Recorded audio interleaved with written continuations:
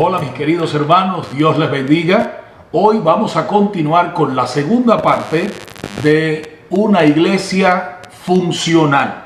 Y vámonos a la palabra del Señor en 1 Corintios capítulo 12, versículo 5.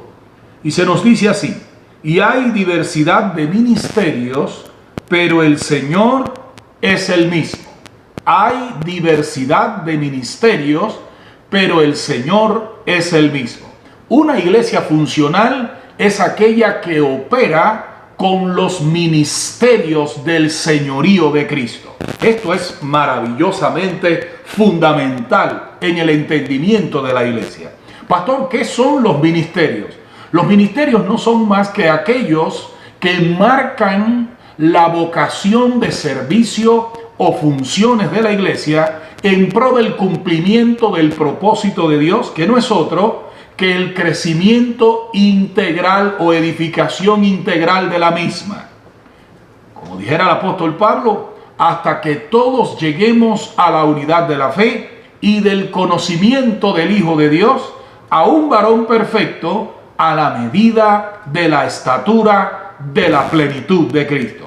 Esos son los ministerios, aquellos que marcan la vocación de servicio o funciones de la iglesia en pro del propósito de Dios en la misma. Ahora bien, así como hay diversidad de dones por la manifestación del Espíritu para provecho en cada miembro, también hay diversidad de ministerios bajo el señorío de nuestro Señor Jesucristo. Nótese la diferencia del énfasis con que Pablo lo anuncia, y esto es muy importante. Dice Pablo en el versículo 4 del capítulo 12: ahora bien, hay diversidad de dones, pero el Espíritu es el mismo. Y dice el versículo 5: y hay diversidad de ministerios, pero el Señor es el mismo. De modo que los ministerios surgen bajo el señorío de Jesucristo.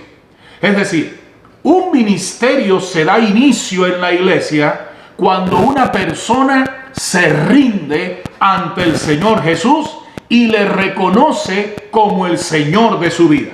Por eso es que la señal de una persona llena del Espíritu Santo no es un don, sino un ministerio.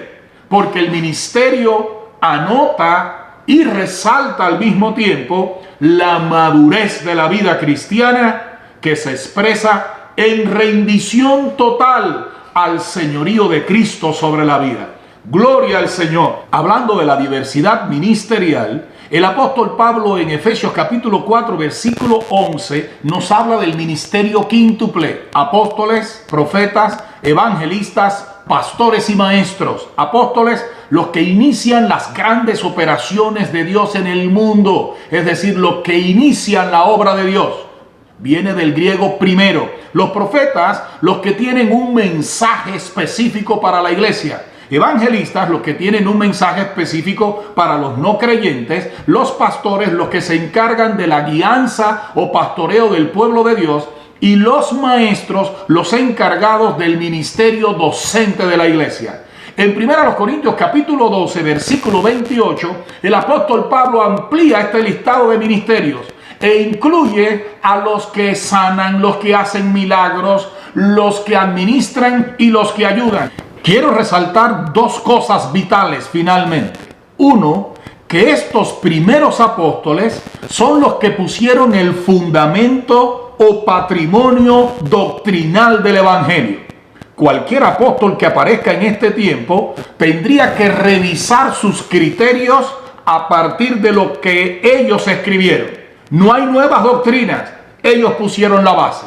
Y número dos, es el ministerio el que resalta nuestro carácter de siervo, dándole así realización plena y significado a nuestras vidas. Cuando todos los apóstoles escribían diciendo: yo Pablo, Pedro, siervo de Jesucristo, apóstol de Jesucristo, porque esa identidad ministerial es la que resalta nuestro carácter de servicio y a su vez le da significado a nuestras vidas. En otras palabras, el creyente que no sirve, no sirve. De modo que no hay significado en un cristiano que no esté ejerciendo su vida en servicio completamente a Cristo.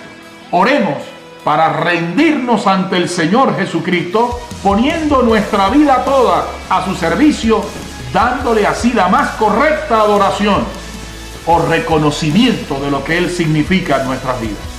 Que Dios les bendiga.